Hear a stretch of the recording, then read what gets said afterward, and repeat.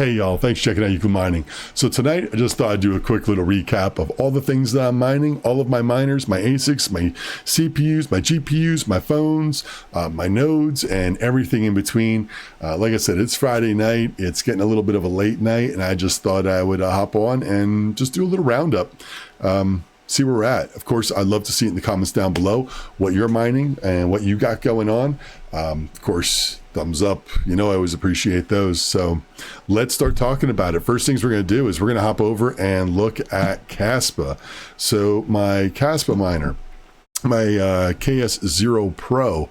Now I first started mining with this and it was doing really well. I was getting about 19.5, and then as the weeks went on, week after week, it slowly went down to about 9.5 Caspa per day, and that dropped significantly. As you see right here, 24 hours, that went from 19.5 down to 9.5. So I was really bummed out. I decided I was going to overclock this thing. I really didn't want to do it at first, but then I decided, you know what, the hell with it. I'm just going to overclock this thing. So I bought the shroud, I got some fans, I got it all set up, and it's doing pretty well. Right now I'm doing just shy of 300 gigahash, so I have added 50% more mining power, or more mining to this miner. And with the cooling that I have now, it is running really well. I have bought some other cooling solutions for this miner, so I am going to fool around with that tomorrow. I'll have a video probably in a couple days. I've got some Noctua fans that I'm going to be putting on there. I got the splitters, so I can open up the case and put those directly into the board. Also got some new, these little grommets, these little heat sinks that'll go inside on a couple of the chips. Also got some new thermal pads, so on and so forth. I've got a new shroud that's going to connect directly to the back of the miner, so the air is really focused into that little slot where the board is, whereas the one that I have now covers the entire miner, and there's a lot of air escaping through the fins on top and bottom. Now those are heat sinks to let the heat radiate out. The problem is, I don't know if it's a good, I don't know if it's a problem, if it's a good or a bad thing, that where these fins are, there's gaps, and the shroud fits over it, and the air goes through those fins on the bottom and top, and allowing a lot of that air to escape and not forcing it through over the board and the chips where I think it should be. Now, I don't know if it's cooling the case itself and that's helping. So I'm going to find out, because the one I have, like I said, screws right onto the back and only has a small opening just big enough, as wide as the opening is where the board is, so that air will be really forced through there and just be blasted out. Even got a little speed tester for how fast the air is flowing through it, so we're going to mess around with that also. The problem there is that since I went down to about 9.5, now I went up to about 13.5.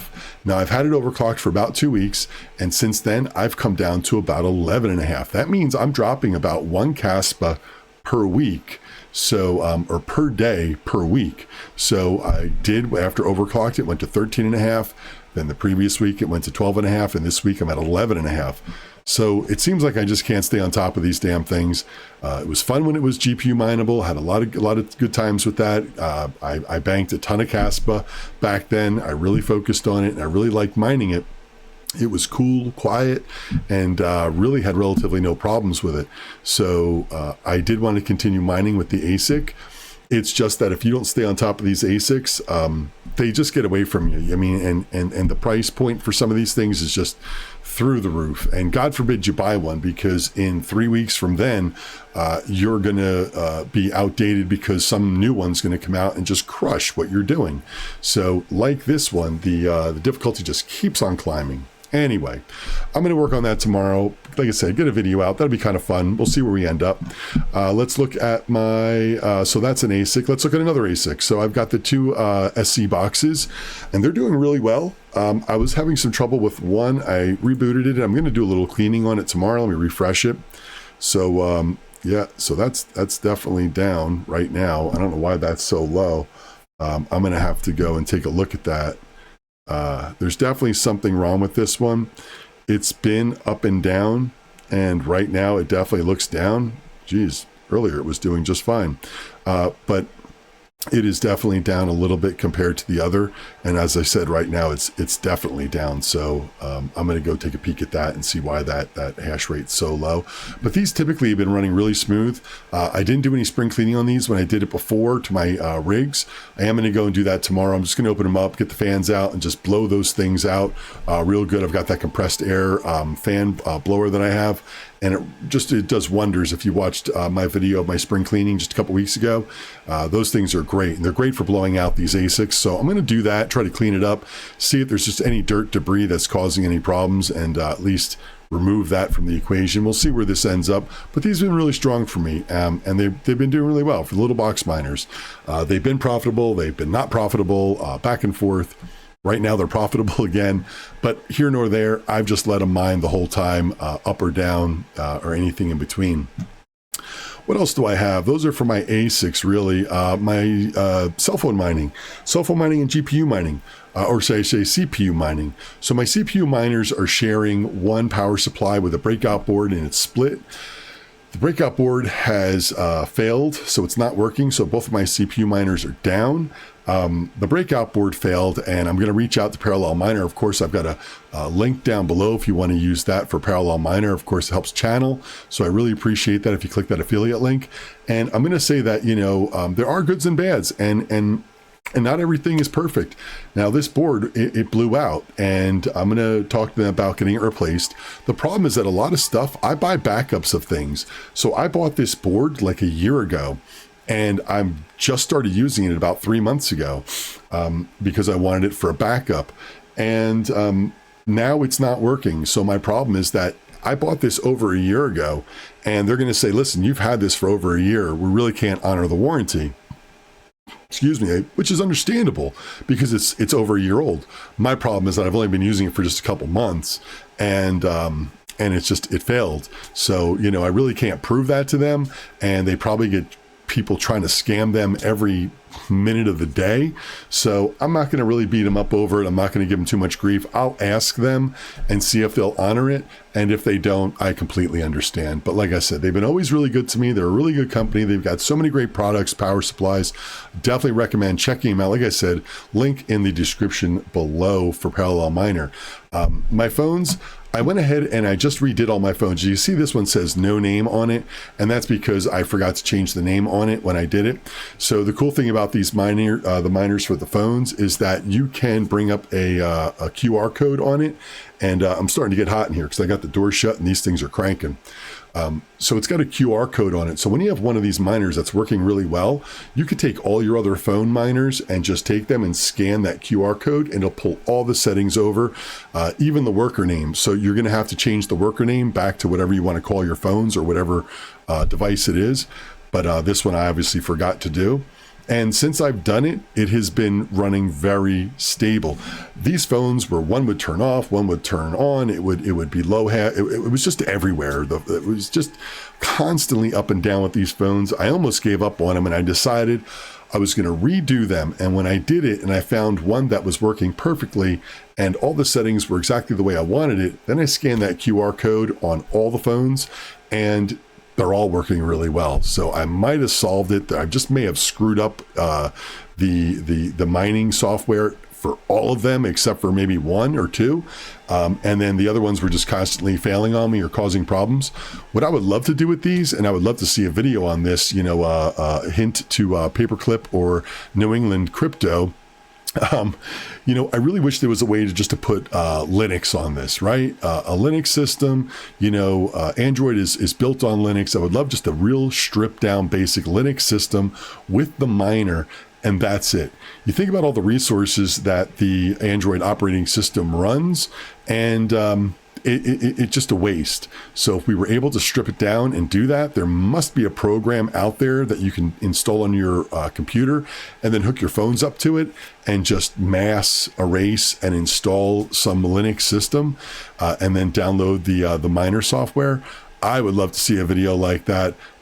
Who knows? Maybe one of these guys will do something like that for us, us poor bastards, trying to keep our head above water when it comes to cell phone mining compared to these veterans and these monsters out there. You know, New England and Paperclip just constantly adding and adding and adding. So they've got some impressive farms. Definitely check them out. Love their channels. Well, there's my CPU. Like I said, my cell phones, my CPU miners are down. Going to get that new breakout board. It's probably going to take 5-10 days to get that.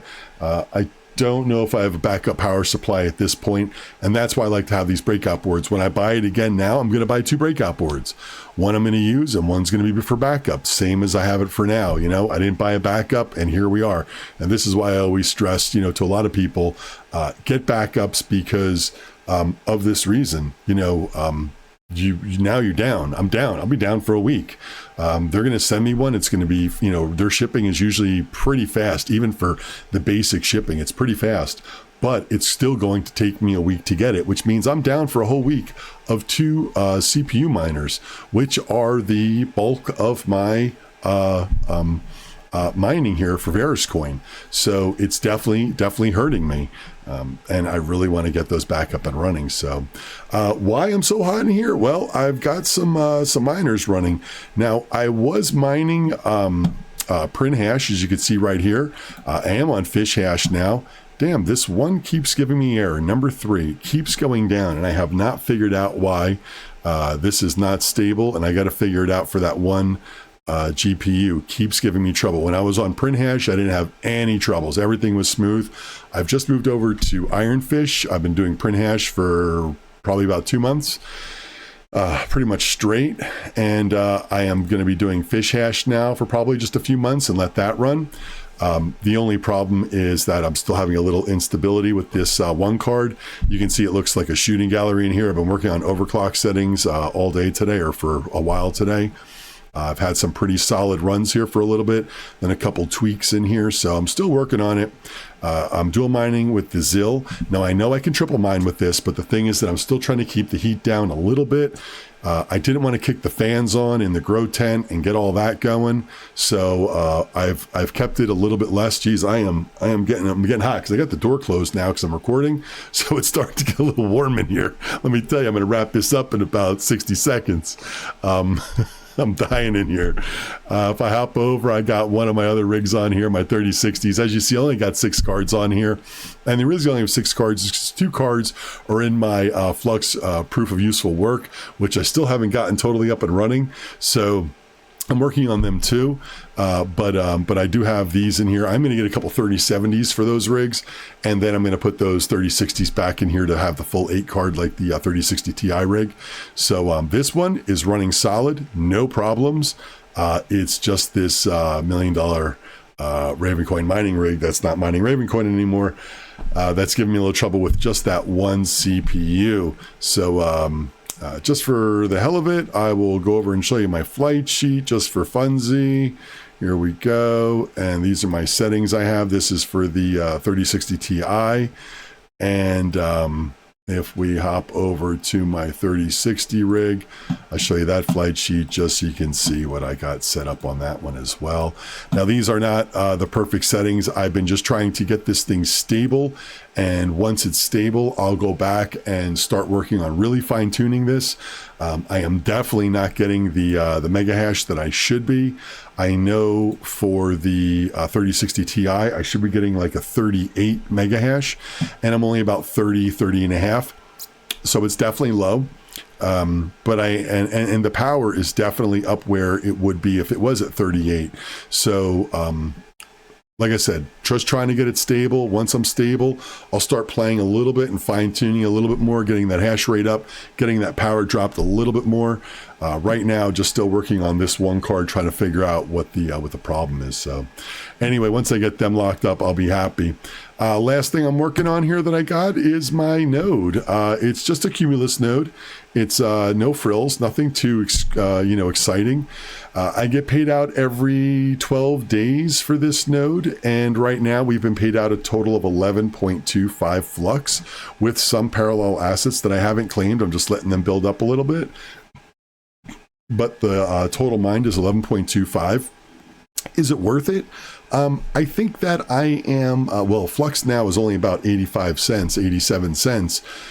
When it was $1.50, then I would have said, yes, I'm actually profiting something by running this node. But right now, with the price the way it is, I'm probably losing $1 a month. But I am having fun, and I did have fun setting this up, and I really enjoy being involved in the project. So I'm just going to let it keep on keeping on, and up or down, left or right with the price. I believe in Flux, and I believe where they're going, and I am hoping for the best. So we'll see where that takes us. So overall, y'all, that's what I'm doing. I would love to see in the comments down below what you're doing. Of course, you know I love those thumbs up. Hit me with those. If you want to subscribe to the channel, button's right over there. Watch any of my other videos, I'm going to have one up over there. It's always right up over there. You know, I'd love to see in the comments what you got going, what kind of ASICs, what kind of GPUs. Do you have nodes?